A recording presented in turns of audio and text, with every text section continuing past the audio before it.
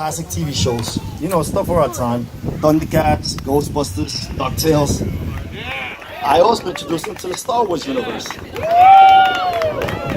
Something to this day we still share a love for.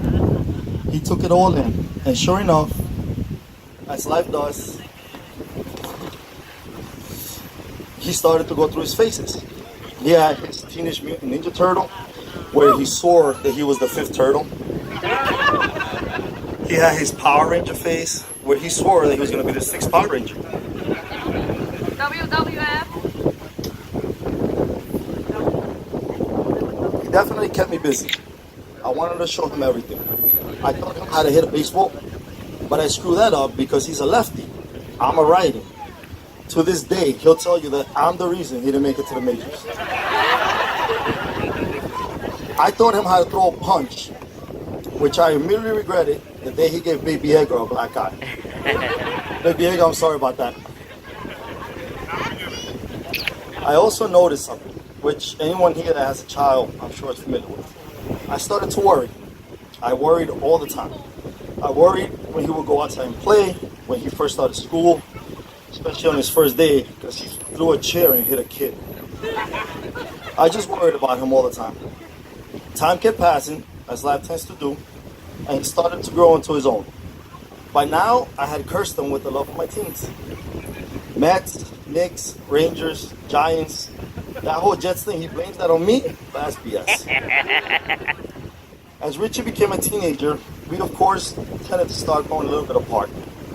For the first time, the 10-year gap started to affect us. However, sports always gave us a reason not to drift apart. And it's funny how sports still plays such a big role in our lives, even right now. I started to make sure he knew the important life lessons. I showed him how to split tens in blackjack, how to bluff a set of snowmen on Texas Hold'em.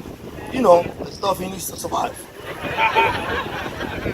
I saw him become a young man, but yet I still worried. Now I worried about him hanging out. I worried about him staying out of trouble, about doing the right thing when the opportunity came up. I worried. Remember, at the time, it's just my mom, my sisters, Richie, and I. And we had to fend for ourselves no matter what life threw at us. And believe me when I tell you, life threw a lot at us. But Richie and I always came back to sports. We always had something to talk about. We always had that game to watch. And even if we would just sit there watching another Mets losing season, we were together. Speaking of Mets, I don't think I ever apologize for making you a diehard of my teams. And I never will. You're stuck with those, buddy. I remember when I moved out. I believe Richie was 17 or 18. And I remember feeling bad for my mom because I knew she never wanted any of us to move out. But I remember thinking, man, I hope Richie understands. Mind you, you were older now. But I felt like I was leaving my little bro behind. And so yet again, I worried. I soon after got married, started my own family, and got really, really busy. But not too busy to talk about that game, that play, or that player that did that thing. We still got together for big games, and we cheered. We cried, we cursed, but we were together, and we loved our teams.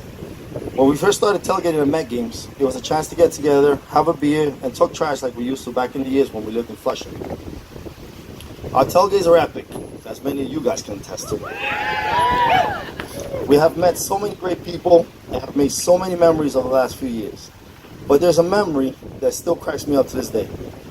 I think it was over Thanksgiving break a few years ago. We were sitting around sipping our whiskey, and my sisters were making fun of you because they were telling me you were singing vallenatos to this girl from the Mets games. Vallenatos? I didn't even remember you speaking Spanish.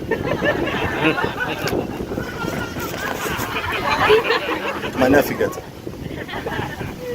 I had heard a few snippets here and there, but I wasn't sure if what I was accurate.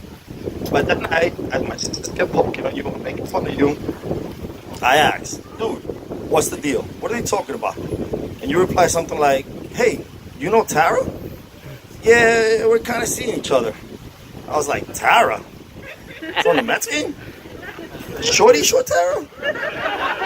And you were like, yeah, you know what? I really like her. And I remember thinking, Tara? Does she know that you think the earth is flat?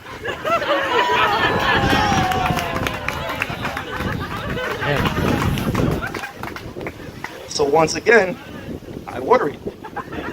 I worried because, you know that saying, opposites attract?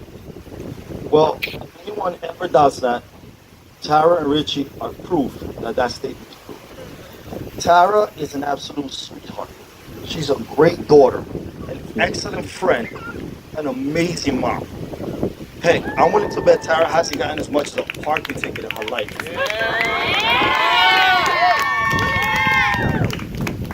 My brother?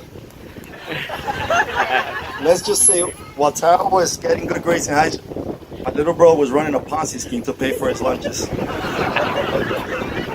Ponzi schemes and Mets fans, come on. You have to learn something from the Mets. So as time passes and I get a chance to see them together, I notice how Tara treats him, how she takes care of him, how she, after meeting my crazy family, for some reason still wants to be around him.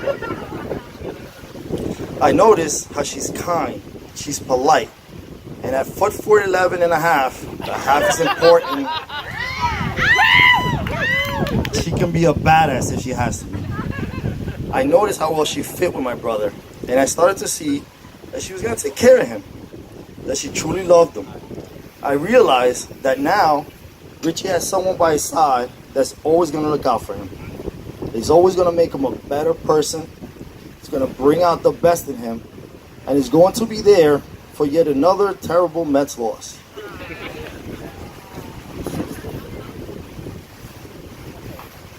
And you know what? For the first time since that cold December morning in 1987, I stopped worrying.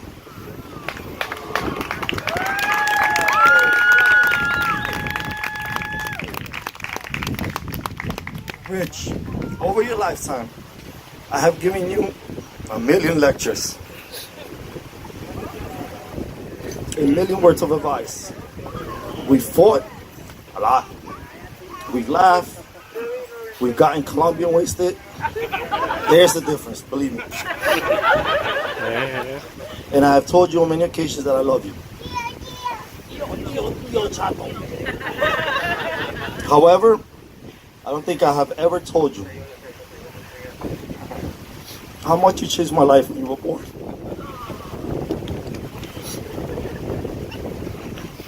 How proud I was to have a little brother. How proud I am of how you grew up. How proud I am of the man you are today. The father you are, a perfect nephew. And most importantly, the husband you're going to be. I love you guys.